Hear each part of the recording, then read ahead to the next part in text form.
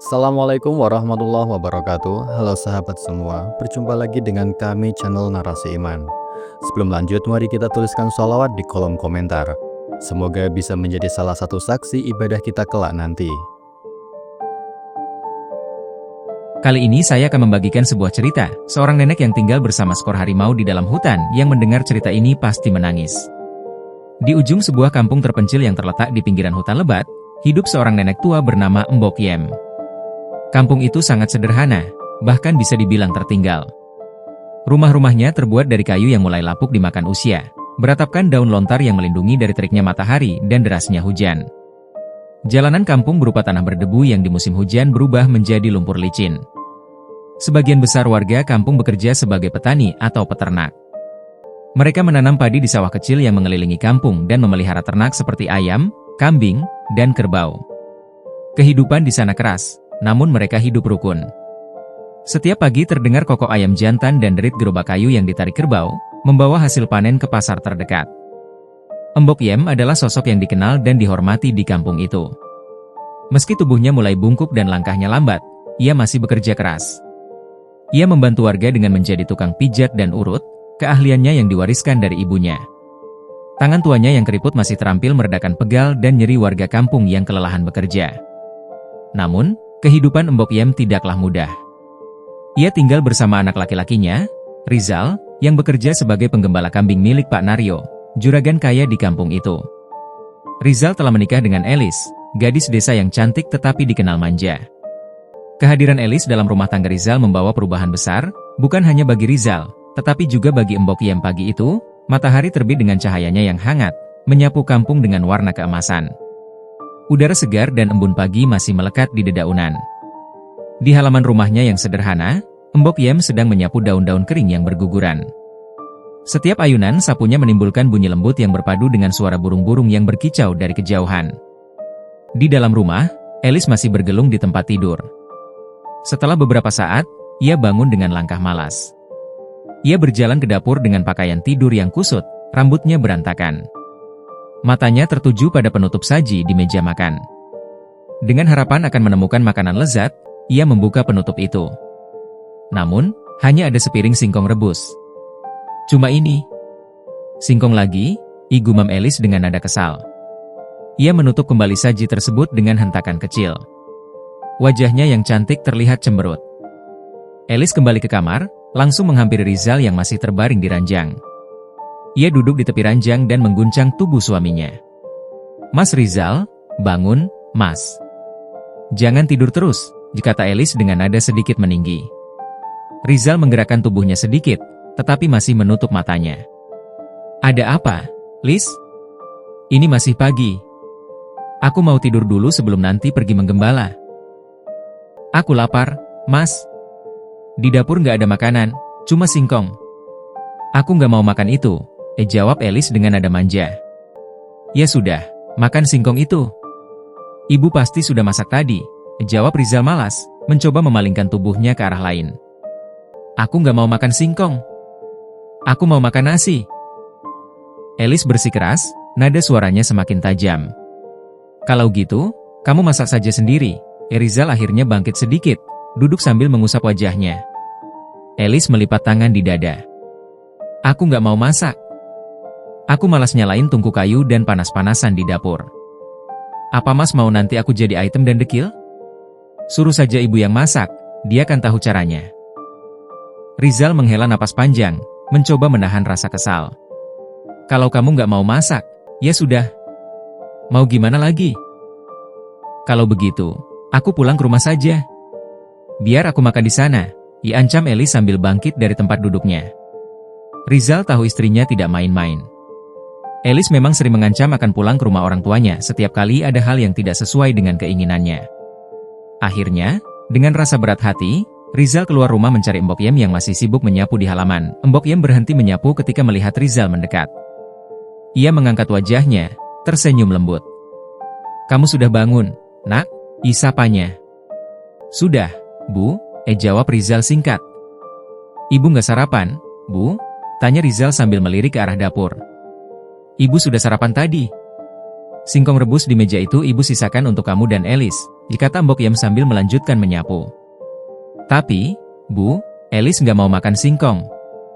Dia maunya nasi, Rizal berkata pelan, merasa segan menyampaikan permintaan itu. Mbok Yem berhenti sejenak, menatap Rizal dengan tatapan lembut tetapi penuh makna. Ya sudah, suruh dia masak. Berasnya ada di kendi dekat tungku. Tapi, Bu, Elis nggak bisa masak. Rizal minta tolong ibu saja yang masak nasi untuk Elis. Rizal memohon dengan nada pelan. Mbok Yem terdiam. Kata-kata anaknya itu seperti menusuk hatinya. Ia menatap wajah Rizal dengan mata yang mulai basah.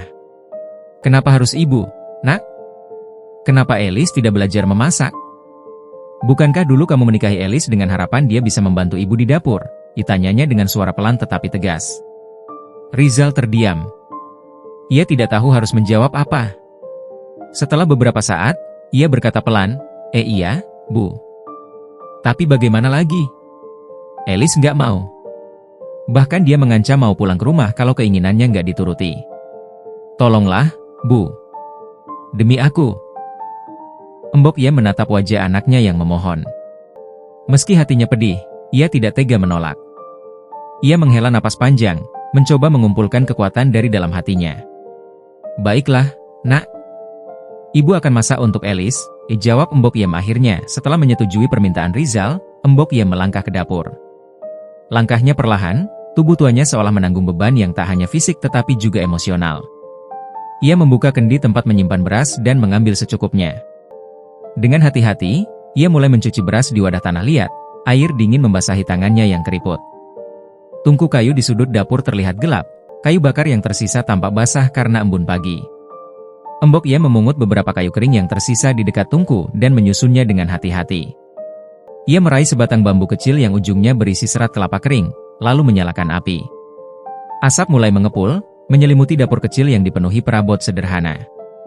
Di ruang tamu, Elis duduk dengan santai, memainkan ujung kain kebayanya. Ia tidak sedikit pun merasa bersalah telah meminta Mbok Yem memasak.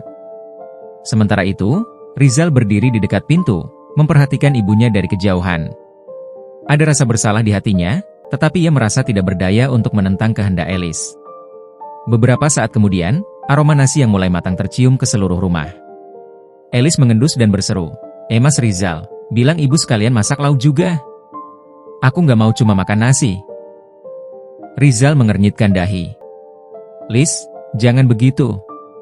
Ibu sudah capek masak nasi, jangan minta macam-macam lagi. Aku nggak peduli. Kalau nggak ada lauk, aku nggak bakal makan, Elis menjawab dengan nada tinggi. Rizal menarik napas dalam. Ia merasa terjepit antara keinginan istrinya dan pengorbanan ibunya. Akhirnya, dengan langkah berat, ia kembali ke dapur. Bu, Rizal memanggil pelan. Mbok Yem menoleh, wajahnya sudah terlihat berkeringat. Ada apa lagi, Nak? Elis, dia minta lauk. Kalau nggak ada lauk, dia bilang nggak mau makan. Kalimat itu membuat Mbok Yem terdiam. Ia menatap Rizal, berusaha mencari pengertian dalam wajah anaknya. Namun, ia hanya mendapati kebingungan dan ketidakberdayaan di mata Rizal. Dengan suara yang hampir bergetar, Mbok Yem menjawab, ibu nggak punya lauk, Nak. Kalau mau, ada sambal dan singkong di meja. Iya, Bu. Nanti aku coba bicara lagi ke Elis, Rizal menjawab, mencoba menenangkan ibunya. Mbok Yem dan kenangan masa lalu. Setelah selesai memasak, Mbok Yem duduk di bangku kayu di sudut dapur. Tangannya yang keriput mengusap wajahnya yang dipenuhi garis-garis usia. Ia teringat masa kecil Rizal. Dulu, Rizal adalah anak yang ceria. Ia selalu membantu Mbok Yem di dapur, belajar menyalakan tungku dan memasak. Rizal kecil bahkan sering berlari-lari di halaman, mengumpulkan kayu bakar untuk ibunya. Tapi kini, anak yang dulu begitu menyayanginya seolah menjadi orang asing. Apakah aku salah mendidiknya? Igumam Mbok Yem pada dirinya sendiri. Air mata perlahan mengalir di pipinya. Dari ruang tamu, Rizal mendengar isak pelan ibunya. Ia berjalan mendekat, melihat dari balik pintu. Hatinya seperti ditusuk. Ia tahu, ibunya terluka, tetapi ia tidak tahu bagaimana memperbaikinya. Setelah suasana rumah sedikit tenang, Rizal memutuskan untuk bersiap-siap berangkat menggembala kambing milik Pak Naryo. Ia mengambil caping dari sudut ruangan, meraih tongkat kayu yang biasa ia bawa, dan mengenakan sarung lusuh yang dililitkan di pinggang. Sebelum berangkat, Rizal menghampiri ibunya yang sedang duduk di dapur, mengistirahatkan tubuh setelah memasak. "Bu, aku berangkat dulu," kata Rizal sambil menunduk sedikit sebagai tanda hormat. Mbok Iem menatap anaknya dengan senyum lelah. "Hati-hati di jalan, nak. Jangan lupa jaga diri. Jangan terlalu jauh ke pinggir hutan." "Iya, Bu. Doakan aku selamat," balas Rizal sebelum melangkah keluar. Ia lalu menghampiri Elis, yang masih duduk santai di ruang tamu sambil merapikan rambutnya. "Lis, aku berangkat dulu. Jangan lupa makan," katanya. Elis hanya melirik sekilas, lalu menjawab dengan nada malas, "Iya, Mas. Hati-hati di jalan." Tanpa menunggu respon lebih lanjut, Rizal melangkah keluar. Sinar matahari sudah mulai terasa hangat di kulitnya saat ia menyusuri jalan kampung yang berbatu. Burung-burung berkicau di dahan-dahan pohon, dan suara gemericik air dari sungai kecil yang melintasi kampung menambah kedamaian pagi itu. Setelah berjalan sekitar 15 menit, Rizal tiba di rumah besar milik Pak Naryo. Rumah itu jauh lebih megah dibandingkan rumah warga lainnya, dengan tiang-tiang kayu jati kokoh dan atap yang sudah menggunakan genting merah. Di samping rumah, terdapat kandang kambing yang besar, tempat puluhan kambing milik Pak Naryo dipelihara. Saat Rizal mendekati kandang, ia melihat dua orang rekannya, Yayan dan Totok, sedang berdiri di dekat pagar kandang. Mereka terlihat serius, berbicara dengan nada pelan, sesekali melirik ke arah hutan di kejauhan. Rizal mempercepat langkahnya, merasa ada sesuatu yang sedang dibicarakan. "Pagi, Yan, Tok. Ada apa? Kok kelihatannya serius banget?" tanya Rizal sambil mendekati mereka. Totok, yang bertubuh kekar dengan kulit gelap, menoleh ke arah Rizal. Zal. Kamu belum dengar, ya? Semalam ada kejadian di rumahnya Pak Ratman." Rizal mengernyitkan dahi. "Kejadian apa? Memangnya ada apa?" Yayan, yang lebih pendek tetapi cerewet, menimpali dengan nada penuh ketegangan. "Semalam, kambing milik Pak Ratman digondol harimau." Rizal terkejut. "Harimau? Serius? Bukannya hutan di sekitar sini sudah jarang ada harimau?" Totok mengangguk pelan. "Itulah masalahnya. Katanya ini bukan harimau biasa. Ini harimau penunggu hutan, yang sudah lama nggak muncul. Orang-orang percaya dia muncul karena kelaparan. Hutan tempat mereka berburu sekarang banyak yang dijadikan ladang." Yayan menambahkan dengan nada pelan, seolah takut didengar oleh sesuatu yang tak kasat mata. "Pak Ratman bilang, saksi mata melihat sosok besar dengan mata merah menyala di pinggir ladang. Warga yang melihatnya nggak jelas bentuknya karena malam itu gelap. Tapi semua percaya itu harimau penunggu hutan." Rizal menggigit bibir, mencoba mencerna informasi itu. "Tapi, Yan, Tok, kalian yakin itu benar? Bisa jadi hanya kambingnya dicuri orang, kan?" Yayan menggeleng. "Kamu nggak lihat sendiri jejaknya, Zal? Pak Ratman tunjukkan ke warga tadi pagi. Ada jejak cakar besar di sekitar kandangnya. Nggak mungkin itu jejak manusia." Rizal terdiam, memandang ke arah hutan yang mulai terlihat dari belakang kandang. Ia memang sering membawa kambing gembalaannya ke pinggiran hutan yang kini menjadi ladang warga. Tempat itu memiliki rumput hijau yang subur, makanan yang disukai kambing. Namun, jika benar cerita tentang harimau itu, berarti ia harus lebih waspada. "Zal," Yayan memotong lamunan Rizal, "kamu harus hati-hati. Kamu kan sering bawa kambing ke dekat hutan. Kalau benar itu harimau penunggu, lebih baik jangan terlalu dekat ke sana." "Iya, Yan. Aku ngerti. Aku juga nggak mau ambil risiko," balas Rizal sambil mengangguk. Totok menyandarkan tubuhnya di pagar kayu kandang, menatap Rizal serius. "Pak Naryo juga sudah dengar soal ini. Dia bilang kalau ada tanda-tanda bahaya, kamu harus langsung bawa kambing-kambing itu balik ke kandang. Jangan coba-coba melawan kalau benar ketemu harimau." "Baik, Tok. Aku akan lebih hati-hati," janji Rizal. Namun, di dalam hatinya, Rizal merasa gelisah. Harimau penunggu hutan adalah legenda yang sudah sering ia dengar sejak kecil. Orang-orang tua di kampung sering menceritakan kisah-kisah menyeramkan tentang makhluk itu. Mereka bilang, harimau itu bukan sekadar binatang biasa, tetapi penjaga gaib hutan yang marah jika habitatnya diganggu. Setelah percakapan itu, Rizal mempersiapkan kambing-kambing gembalaannya. Ia menghitung jumlahnya satu persatu, memastikan semuanya dalam kondisi baik. Dengan tongkat kayu di tangannya, ia mulai menggiring kawanan kambing itu keluar dari kandang. Langit semakin cerah, tetapi bayangan hutan di kejauhan memberi kesan suram. Rizal berjalan menyusuri jalan setapak yang mengarah ke ladang di pinggir hutan. Angin bertiup pelan, membawa aroma dedaunan dan tanah basah. Sesekali ia menoleh ke belakang, memastikan semua kambingnya mengikuti dengan tertib. Pikirannya masih dipenuhi cerita tentang harimau penunggu hutan. Ia mencoba mengusir rasa takut yang mulai merayapi hatinya, tetapi bayangan tentang mata merah menyala yang disebutkan Yayan terus menghantuinya. Harimau kelaparan. Penunggu hutan. Mata merah, igumam Rizal dalam hati, mencoba mengingat setiap detail yang diceritakan rekannya. Saat ia tiba di ladang, Rizal memperhatikan sekeliling dengan cermat. Ladang itu berbatasan langsung dengan hutan yang lebat. Pohon-pohon tinggi dengan daun-daun rindang tampak menjulang, menciptakan bayangan gelap meski hari sudah siang.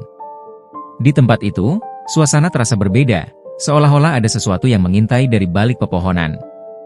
Rizal menancapkan tongkat kayunya ke tanah, menatap kawanan kambingnya yang mulai asyik merumput. Ia menghela napas panjang, mencoba menenangkan pikirannya. Aku harus fokus. Jangan sampai ada kambing yang hilang, jika tanya pada dirinya sendiri. Totok mengangguk setuju. Kita semua harus lebih waspada. Kalau ada tanda-tanda bahaya, jangan ragu untuk meminta bantuan warga lain. Rizal mengangguk pelan, lalu berkata, baiklah, aku akan hati-hati. Kalian juga. Setelah berbicara beberapa saat, mereka berpisah dan menuju rumah masing-masing. Saat Rizal tiba di rumah, suasana terlihat sunyi. Ia membuka pintu kayu dengan perlahan, membiarkan cahaya senja yang tersisa masuk ke dalam ruangan. Elis tidak tampak di ruang tamu, dan Mbok Yem juga tidak terlihat. Rizal melangkah masuk ke kamar, mendapati Elis duduk di tepi ranjang sambil menangis terseduh-seduh. Lis, ada apa? Kenapa kamu menangis? Tanya Rizal, suaranya cemas. Ia mendekat, menggenggam pundak istrinya yang terguncang.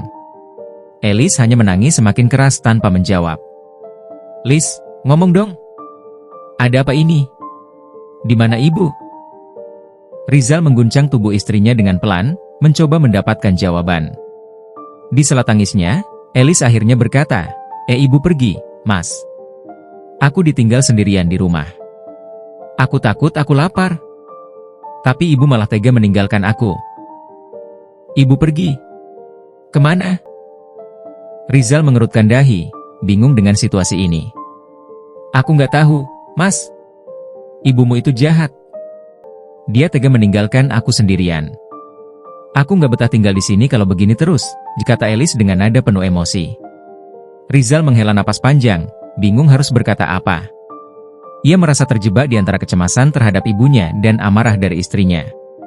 Akhirnya, Rizal memutuskan untuk mencoba menenangkan situasi. Sudahlah, Lis. Aku masak makanan untukmu. Nggak usah nangis lagi, ya, kata Rizal sambil bangkit menuju dapur. Suasana rumah begitu sunyi, hanya terdengar suara Rizal menyiapkan makanan di dapur. Ia menyalakan tungku kayu, memanaskan nasi dan lauk seadanya. Lampu templok yang menyala di sudut ruangan memberikan cahaya redup yang terasa menenangkan, meski ada ketegangan yang menggantung di udara. Saat malam mulai larut, pintu rumah kayu itu tiba-tiba terbuka dari luar. Rizal yang sedang duduk di dapur bersama Elis menoleh, melihat sosok wanita tua dengan obor di tangan. Itu Mbok Yem. Ibu, dari mana malam-malam begini baru pulang? Tanya Rizal, suaranya terdengar sedikit kesal. Mbok Yem masuk dengan langkah perlahan, menaruh obor di sudut ruangan. Ibu baru dari rumah warga, Nak. Tadi siang ada yang datang meminta pertolongan. Anaknya terkilir kakinya, jadi ibu diminta mengobatinya. Oh, jadi ibu lebih memilih orang lain dibanding menantu ibu sendiri? Elis memotong dengan nada tajam. Ibu tahu aku tadi di rumah sendirian, kelaparan, dan ketakutan. Tapi ibu malah pergi. Rizal menatap ibunya dengan tatapan kecewa. Bu, berapa kali aku bilang, biar aku saja yang kerja dan cari uang. Ibu di rumah saja jaga Elis. Apa uang yang aku kasih kurang, Bu? Mbok Yem terdiam, menatap anaknya dengan tatapan penuh kesedihan. Ibu tidak mencari uang, Nak. Ibu hanya menolong orang yang membutuhkan. Mendengar itu, Elis berdiri dengan emosi. Kalau ibu masih seperti ini, aku mau pulang saja ke rumah orang tuaku. Aku nggak tahan hidup di sini. Lis, jangan begitu. Brizal mencoba menenangkan istrinya, tetapi Elis tetap berbicara dengan nada marah. Kalau ibu merasa bisa hidup sendiri dengan uang yang ibu dapat dari urut, lebih baik ibu pergi saja dari sini. Biar ibu tahu rasanya hidup di luar, kata Rizal akhirnya, terbawa oleh emosi istrinya. Kata-kata itu menghantam hati Mbok Yem seperti petir di siang bolong. Ia merasa teriris, ditusuk oleh anak yang telah ia besarkan dengan penuh kasih sayang. Mata tuanya mulai basah, tetapi ia tidak berkata apa-apa. Ia hanya menunduk, lalu berjalan keluar dari rumah dengan langkah pelan. Ibu mau kemana? Tanya Rizal, tetapi Mbok Yem tidak menjawab. Dalam kegelapan malam, Mbok Yem terus melangkah tanpa tujuan. Angin dingin berhembus, menggoyangkan dedaunan. Ia berjalan melewati jalanan kampung yang sepi, hingga akhirnya tiba di depan pintu masuk hutan. Kalau memang aku tidak dibutuhkan di rumah sendiri, lebih baik aku pergi, gumamnya pelan. Dengan langkah kecil, ia memberanikan diri memasuki hutan yang gelap. Obor di tangannya menjadi satu-satunya sumber cahaya. Bayangan pepohonan yang menjulang tinggi tampak menyeramkan, tetapi Mbok Yem tidak peduli. Suara binatang malam mulai terdengar, dari jangkrik hingga burung hantu. Namun, di tengah suara itu, ada sesuatu yang membuat Mbok Yem merasa tidak nyaman, sebuah geraman rendah, jauh di dalam hutan. Mbok Yem terus melangkah masuk ke dalam hutan dengan obor kecil di tangannya. Malam semakin larut, dan kegelapan di dalam hutan terasa semakin pekat. Pepohonan tinggi menjulang di sekitarnya, bayangan daun-daun yang lebat seolah bergerak di hembus angin malam. Suara-suara aneh mulai bermunculan, dari jeritan burung malam hingga geraman samar yang entah berasal dari mana. Namun, Mbok Yem tidak gentar. Di dalam hatinya, ia sudah pasrah. Jika memang ajalnya datang malam itu, baik dimakan binatang buas maupun dimangsa makhluk halus yang mendiami hutan, ia menerimanya dengan lapang dada. Jikalau hidup di rumah sendiri saja aku tidak dibutuhkan, lebih baik aku mati di sini, gumam Mbok Yem pelan, suaranya hampir tertelan oleh gemerisik daun. Langkahnya tetap mantap meski tubuhnya sudah renta. Cahaya obor yang ia bawa menjadi satu-satunya penuntun di tengah gelapnya hutan. Setelah berjalan cukup jauh, Mbok Yem tiba di sebuah area terbuka kecil yang dikelilingi pepohonan besar. Di bawah salah satu pohon yang paling besar, ia melihat sesuatu yang membuat langkahnya terhenti. Di sana, terbaring sosok besar yang tubuhnya samar tertutupi bayangan. Ukurannya jauh lebih besar daripada manusia, bahkan lebih besar dari sapi. Sosok itu terlihat diam, tetapi napasnya yang berat terdengar jelas di tengah keheningan. Rasa penasaran justru mendorong Mbok Yem untuk mendekat. Apa itu? Apakah binatang? Atau, dipikirnya, mencoba menenangkan pikiran yang mulai dipenuhi bayangan mengerikan. Ia melangkah perlahan, mendekati sosok itu dengan hati-hati. Saat jaraknya tinggal beberapa meter, sosok itu tiba-tiba bergerak, mengangkat kepalanya dan menatap langsung ke arah Mbok Yem. Tatapan mata sosok itu membuat darah Mbok Yem berdesir. Mata merah menyala seperti bara api menembus kegelapan, memandang tajam seolah ingin menguasai seluruh keberaniannya. Ya Allah, bisik Mbok Yem, tubuhnya kaku untuk beberapa saat. Sosok itu mengeluarkan raungan keras, suara yang begitu dalam dan menggema, memecah kesunyian malam. Angin tiba-tiba bertiup kencang, membuat daun-daun berguguran dan obor di tangan Mbok Yem padam. Kini ia hanya bisa mengandalkan cahaya redup dari langit berbintang untuk melihat. Meskipun sosok itu terus meraung, Mbok Yem tidak mundur. Matanya yang mulai terbiasa dengan gelap memperhatikan bahwa makhluk itu tampak terikat dengan akar-akar besar pohon di sampingnya. Tali tebal yang kusut terlihat membeli tubuhnya. Mungkin ini sebabnya dia meraung, pikir Mbok Yem. Dia terperangkap. Alih-alih melarikan diri seperti yang akan dilakukan kebanyakan orang, Mbok Yem justru mendekat. Hatinya dipenuhi rasa kasihan. Ia tidak lagi merasa takut, hanya ingin membantu makhluk itu terbebas dari jerat yang mengikatnya. Tenang, kata Mbok Yem pelan, suaranya bergetar tetapi lembut. Makhluk itu tampak waspada, tetapi tidak menyerang.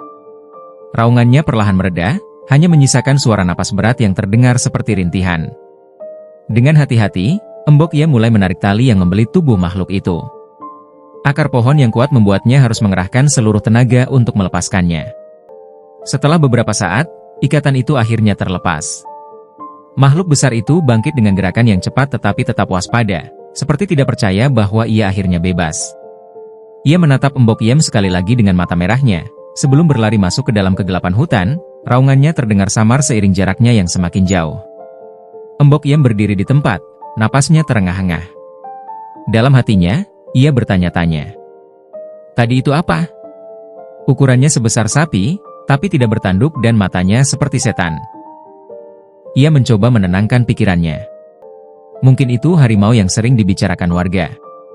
Tapi, kenapa dia terikat?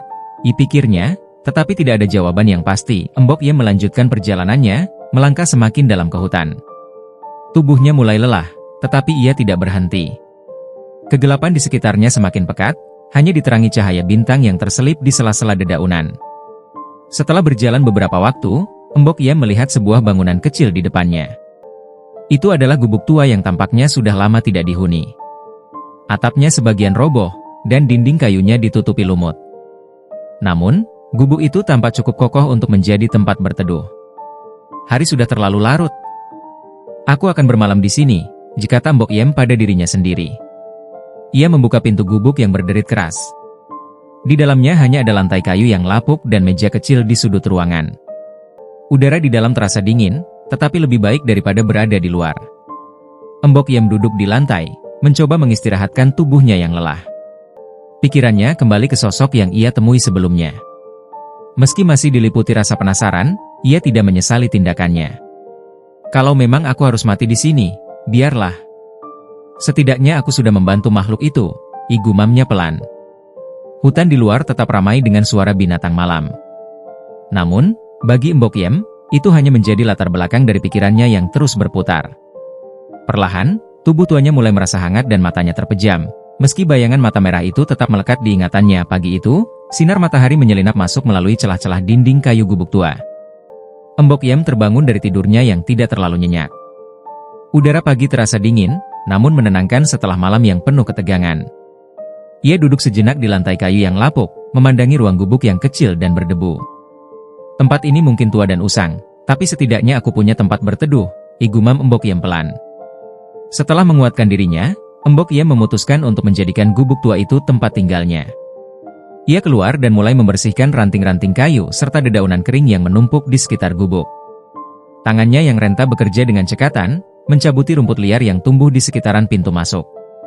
Kalau tempat ini bersih, setidaknya aku bisa tinggal dengan nyaman, katanya sambil mengelap keringat di dahinya. Hari mulai siang, dan perut Embok Yem mulai terasa lapar. Ia menyadari bahwa ia harus mencari makanan. Dengan tekad kuat, Embok Yem memutuskan untuk menjelajahi sekitar gubuk, mencari tanaman liar yang bisa dimakan atau sumber air yang bisa digunakan. Setelah berjalan beberapa waktu, Embok Yem mendengar suara gemericik air di kejauhan. Dengan semangat baru, ia mengikuti arah suara itu hingga akhirnya tiba di sebuah sungai kecil yang airnya jernih. Batu-batu besar tersebar di tepi sungai, dikelilingi oleh pepohonan rindang. Alhamdulillah, aku menemukan sungai, gumamnya, tersenyum lega. Embok Yem duduk sejenak di atas sebuah batu besar, menikmati pemandangan. Namun, ia sadar bahwa ia harus segera mencari makanan. Ia mengumpulkan beberapa batu dan ranting untuk membuat jebakan ikan sederhana di aliran sungai. Dengan hati-hati, ia menyusun batu-batu untuk membentuk perangkap kecil, berharap bisa menangkap ikan yang melintas. Setelah hampir 2 jam, Embok Yem berhasil menangkap 7 ekor ikan yang ukurannya cukup besar untuk dimakan. Wajahnya berseri-seri, merasa puas dengan hasil usahanya. Akhirnya aku punya makanan, katanya sambil mengamati ikan-ikan yang menggelepar di dalam perangkap. Selain menangkap ikan, Embok Yem juga mengisi beberapa wadah dengan air bersih dari sungai, yang nantinya akan digunakan untuk memasak dan minum. Setelah selesai mengurus ikan dan air, Embok Yem duduk di atas sebuah batu besar di tepi sungai. Ia meregangkan tubuhnya yang lelah, menikmati suara gemericik air yang menenangkan. Namun, ketenangan itu segera pecah ketika semak-semak di dekatnya bergoyang keras. Embok Yem segera menoleh, jantungnya berdebar kencang. Dari balik semak-semak, muncul seekor harimau putih besar. Tubuhnya megah, dengan bulu putih bersih yang dihiasi garis-garis hitam. Namun, yang membuat Embok Yem tertegun adalah cara harimau itu berjalan. Kakinya terlihat pincang, dan tubuhnya penuh luka, seolah baru saja lolos dari jebakan yang kejam. Harimau itu melirik ke arah Embok Yem dengan mata tajam, tetapi tidak menunjukkan tanda-tanda agresi. Embok Yem terpaku di tempatnya, tubuhnya kaku, tetapi tidak merasa ketakutan seperti sebelumnya. Ya Allah, harimau ini, bisik Embok Yem pelan, mengenali bekas luka di kakinya. Ini pasti harimau yang aku bebaskan semalam. Harimau itu berjalan perlahan menuju aliran sungai, menundukkan kepalanya untuk minum air. Tubuhnya yang besar terlihat gemetar, menandakan bahwa ia sudah sangat lemah. Setelah beberapa tegukan, harimau itu tiba-tiba jatuh tersungkur di tepi sungai. Tubuhnya terkulai lemas. Mbok Yem tidak bisa hanya dia melihat pemandangan itu. Dengan hati-hati, ia mendekati harimau yang tergeletak. Harimau itu mengeluarkan raungan pelan, suara yang penuh rasa sakit dan keputusasaan. "Jikamu terluka parah," kata Mbok Yem, berusaha menjaga suaranya tetap lembut agar tidak membuat harimau itu ketakutan. Ia melihat luka di tubuh harimau itu lebih dekat. Luka bekas jeratan tali di kakinya masih terlihat jelas, dan beberapa bagian tubuhnya penuh lecet dan goresan yang dalam. Mbok Yem tahu bahwa harimau itu membutuhkan bantuan. Tanpa ragu, ia mulai mencari daun-daun obat yang tumbuh di sekitar sungai. Ia mengingat pelajaran dari masa lalunya, saat ia sering membantu warga kampung mengobati luka. Daun-daun tertentu bisa digunakan sebagai antiseptik alami untuk mencegah infeksi. Dengan daun-daun obat di tangan, Mbok Yem kembali ke harimau itu. Ia mengunyah daun-daun tersebut hingga halus, lalu dengan hati-hati menempelkannya pada luka-luka harimau. Harimau itu menggeram pelan, tetapi tidak bergerak, seolah mengerti bahwa Mbok Yem sedang membantunya. "Tenang, aku hanya ingin menolongmu," kata Mbok Yem sambil terus bekerja. Setelah selesai mengobati luka-luka harimau, Mbok Yem mengambil beberapa ikan dari hasil tangkapannya.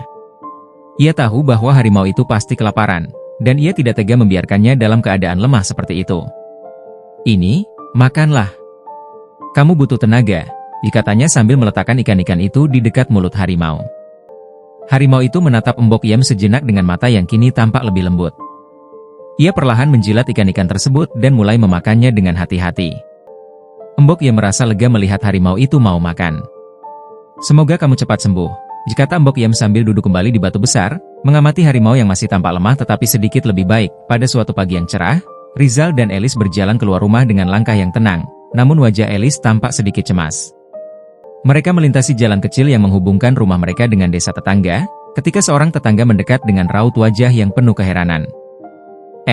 Rizal, Elis, kalian tahu kan? Sudah lama sekali Mbok Yem tidak kelihatan. Apa kabarnya?" tanya tetangga mereka itu. Elis berhenti sejenak dan menatap wajah tetangganya dengan sedikit kesedihan di matanya. "Ibu mertuaku itu terakhir kali berpamitan ingin mencari kayu bakar ke hutan. Tapi sampai malam, Mbok Yem tak kunjung pulang," jelas Elis dengan suara serak. "Kami sudah mencoba mencarinya berhari-hari di hutan, tapi tidak ada jejaknya sama sekali."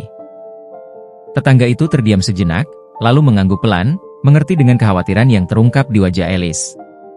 Mungkin Mbok Yem sudah dimakan oleh harimau buas yang tinggal di hutan itu. Hutan itu terkenal dengan bahaya yang ada di dalamnya, katanya dengan suara berat, seolah memaklumi nasib buruk yang mungkin terjadi. Elis hanya menghela napas panjang. "Iya, kami sudah ikhlas.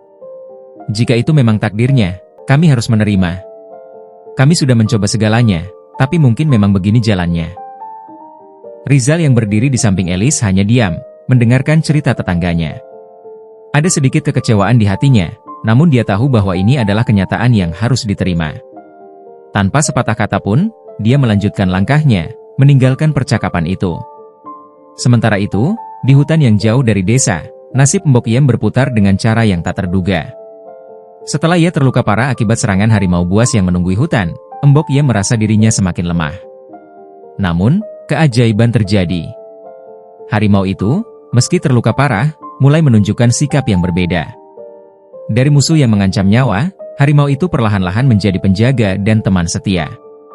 Luka-luka harimau itu perlahan sembuh, meskipun ia masih pincang pada salah satu kakinya. Harimau itu kini hidup bersama Mbok Yem. Mereka berburu ikan bersama, mencari dedaunan untuk obat-obatan, dan berbagi makanan di hutan yang sunyi. Hubungan yang unik ini berkembang menjadi ikatan yang tak terduga. Pada suatu malam, Mbok Yem duduk di depan tungku kayu, memasak ikan dan ubi yang mereka kumpulkan selama hari itu. Api berkobar dengan hangat, namun hatinya terasa lebih hangat lagi karena kehadiran harimau putih yang setia menemani. Dengan lembut, Mbok Yem mengelus kepala harimau itu, seolah berbicara dalam bahasa yang hanya bisa mereka pahami. "Sudah lama aku tidak bercerita, teman. Hidupku tak selalu mudah. Anak-anakku, terutama Rizal, selalu menjadi bagian dari pikiranku. Tapi entah kenapa, takdir membawaku jauh ke sini, ke hutan yang gelap ini, "Bersama kamu," kata Mbok Yem dengan suara yang penuh rasa. Harimau itu hanya menatapnya dengan mata yang lembut, seolah mendengarkan dengan penuh perhatian. Meskipun hewan itu tak bisa berbicara, Mbok Yem merasa bahwa harimau itu mengerti. Seolah ada ikatan yang lebih dalam daripada sekadar pemilik dan peliharaan. Harimau itu bukan hanya teman, tetapi juga menjadi anak yang tak pernah dimiliki Mbok Yem. "Rizal dulu sangat manja, dan aku selalu mengingat masa kecilnya. Tetapi sekarang, dia mungkin sudah melupakan aku, atau bahkan mungkin berpikir aku sudah tiada," lanjut Mbok Yem. "Tapi kamu adalah bagian dari hidupku sekarang. Kamu mengingatkan aku akan masa lalu dan memberiku harapan untuk hari-hari yang akan datang." Harimau itu menggeser tubuhnya lebih dekat, seolah memberikan kenyamanan pada Mbok Yem yang merasa kesepian. Dengan perlahan, Mbok Yem menundukkan kepalanya, merasakan kedamaian yang baru di dalam hatinya meski jauh dari keluarga dan rumah. Suara api yang membakar kayu di tungku itu seakan menjadi saksi bisu dari cerita-cerita yang hanya bisa dipahami oleh hati. Di tengah hutan yang luas dan sepi, di antara pepohonan dan suara angin yang berbisik, Mbok Yem dan harimau putih itu duduk bersama, membentuk sebuah keluarga yang tak lazim, namun penuh dengan cinta dan pengertian. 6 bulan telah berlalu sejak Mbok Yem dan harimau putih itu hidup bersama di hutan yang sunyi. Waktu membawa perubahan, dan meskipun harimau itu sembuh dari luka-lukanya, Mbok Yem semakin rapuh. Penyakit yang telah lama dideritanya kini semakin parah, batuknya yang disertai darah menjadi lebih sering dan lebih mengerikan. Meskipun ia sudah berusaha mengobati dirinya dengan segala cara yang dia tahu, takdir berkata lain. Penyakit itu seperti bayangan gelap yang tak bisa dihindari. Malam itu, rasa sakit yang luar biasa datang begitu mendalam. Mbok Yem terkulai lemah, batuknya semakin parah, darah mengalir dari mulutnya tanpa henti. Harimau putih yang setia di sampingnya terlihat semakin cemas, meraung-raung dengan suara yang mengguncang keheningan malam. Ia mendekatkan tubuhnya ke tubuh Mbok Yem, mencoba menggosokkan kepala dan tubuhnya dengan lembut seakan memberikan kekuatan dan dorongan agar Mbok Yem tetap bertahan. Namun, meskipun harimau itu berusaha dengan segala cara, kematian tak bisa ditawar. Raungan harimau itu semakin keras, menggema ke seluruh penjuru hutan. Suaranya begitu mengerikan, seolah alam pun turut merasakan penderitaan yang tengah dialami oleh sahabatnya yang telah merawatnya. Hutan yang biasanya begitu tenang kini dipenuhi dengan ketegangan yang luar biasa, hingga raungan itu sampai terdengar hingga ke perkampungan yang jauh dari hutan. Warga kampung yang mendengarnya pun ketakutan, mereka pikir harimau liar sedang mengamuk dan akan keluar dari hutan, mengancam mereka semua. Namun, pagi itu, ketika fajar mulai menyinari hutan, kesunyian yang mencekam menyelimuti hutan yang dulu penuh dengan kehidupan. Harimau putih itu terlihat terkulai di samping tubuh Mbok Yem yang telah tak bergerak lagi. Kini, sang wanita tua yang selalu mengasihi dan merawat harimau itu, telah tiada. Wajah harimau itu tampak muram dan penuh kesedihan, namun ia tidak meninggalkan tubuh tuanya. Ia hanya terdiam, mengamati tubuh Mbok Yem dengan tatapan yang penuh penghormatan dan rasa kehilangan yang mendalam. Tanpa banyak kata, harimau itu mulai bertindak. Dengan cakar tajamnya yang kuat, ia menggali tanah di dekat pohon besar di samping gubuk Mbok Yem. Setiap gerakan harimau itu dipenuhi dengan ketelitian, seakan ia tahu betul apa yang harus dilakukan. Ia menggali sebuah lubang kecil dan dengan hati-hati, mengangkat tubuh Mbok Yem yang sudah tak bernyawa itu dengan lembut, membaringkannya di dalam lubang yang telah digalinya. Harimau putih itu lalu menutupinya dengan tanah, seakan memberikan penghormatan terakhir kepada Mbok Yem yang telah merawatnya selama ini. Dengan gerakan yang tenang, harimau itu berdiri di atas makam itu, menatapnya untuk terakhir kali, seakan tak ingin meninggalkan kenangan tentang tuanya yang telah mengajarkan cinta dan kasih sayang padanya. Ia tahu, Mbok Yem sudah tidak ada lagi di dunia ini. Namun dalam hatinya, ia tetap hidup, dalam ingatan dan rasa terima kasih yang mendalam. Sejak hari itu, harimau putih itu tetap setia tinggal di gubuk tempat Mbok Yem dulu tinggal. Ia tidak lagi pergi berburu, tidak lagi menjelajahi hutan seperti dulu. Setiap hari, ia duduk di dekat makam Mbok Yem, menjaga dengan penuh keteguhan dan kesetiaan. Harimau itu seolah mengerti bahwa inilah tugasnya kini, menjaga tempat terakhir tuanya, yang telah memberinya kehidupan yang penuh kasih. Hutan yang sunyi menjadi saksi bisu dari ikatan yang kuat antara seorang wanita dan seekor harimau, ikatan yang tak akan pernah terputus meskipun kehidupan mereka telah berubah.